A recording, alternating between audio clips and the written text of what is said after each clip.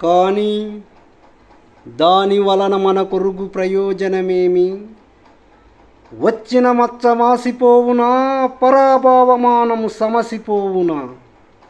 లేదు, నీ ఊహ సరికాదు. పరమపురుషులకు ప్రాప్తించు అనాయాస మరణము, అమరలోక నివాసము ఆ పాండవ హతకులకు అంత సులభముగా లభించరాదు.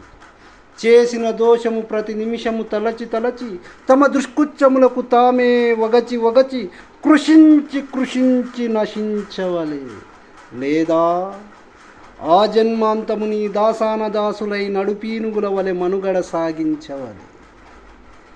పేరుకే ధర్మరాజు, పెనువేపరిత్తు, జూదరి, వ్యసనపరుడు, ఆమిషతోటే వారిని అస్థినకు రావించి పాచికలాడించి ఓడించి సర్వము హరించి ఆ కుమతి పాంచాలిని నిండు కొలువులకు ఈడిపించి వలువలూడిపించి వివస్త్రను గావించి విగతమానవతిగా నిలిపి నీవు, నీ శతసోదరుడు, నీ యశోరక్షకుడైన ఈ రాధేయుడు తత్వంగల నీ స్వజన బంధుమిత్ర సామంత ప్రజా సముదాయమెల్లరూ గేలిచేసి గొల్లున నవ్వ ఆ పాండవుల పంచ ప్రాణాలు విలవిలలాడిపోవా.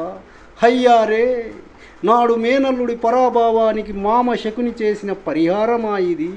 ఒరే ఒరే అని సమస్త లోకులంతా హర్షధ్వానాలు సలుప నా చరిత్ర భారతీయ ఇతిహాస పుటలపై స్థిరస్థాయిగా నిలిచి ఉన్నట్లుగా సువర్ణాక్షరములతో లిఖించి పగ తీర్చనిచో నేను నీ మేనమామ శకునినే కాదు, నీ తల్లి గాంధారీదేవి తోడబుట్టినవాడనే కాదు.